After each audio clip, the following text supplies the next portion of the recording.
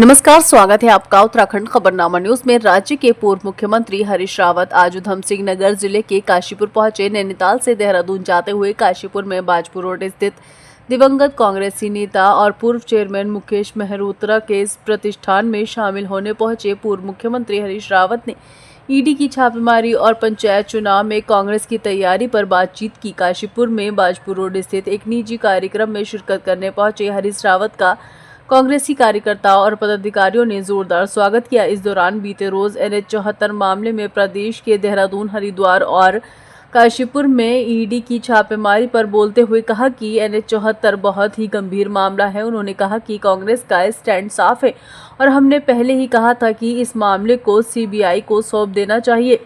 वहीं पंचायत चुनाव पर लगी रोक को हाई कोर्ट से हरी झंडी मिलने के बाद पंचायत चुनाव को लेकर उन्होंने कहा कि कांग्रेस पार्टी पंचायत चुनाव को लेकर पूरी तरह से तैयार है।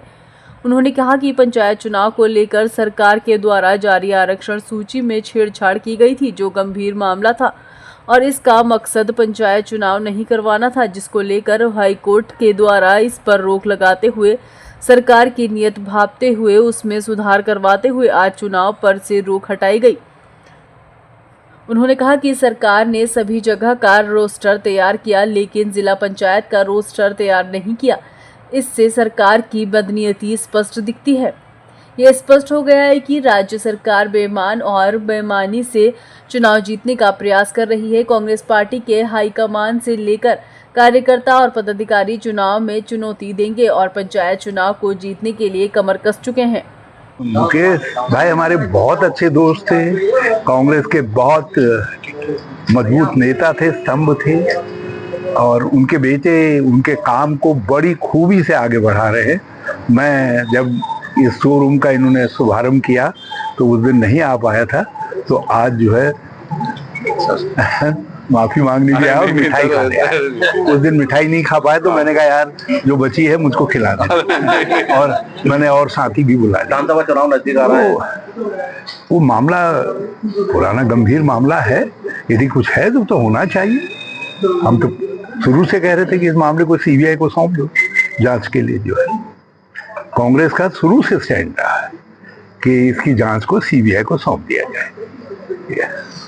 माननीय हाईकोर्ट ने कई प्रश्न जो सब लोगों के दिमाग में थे वो ऑब्जर्वेशन के तौर पर सुनवाई के दौरान कहे और आरक्षण के रोस्टर के साथ जो छेड़छाड़ राज्य सरकार ने की है वो अति गंभीर छेड़छाड़ है।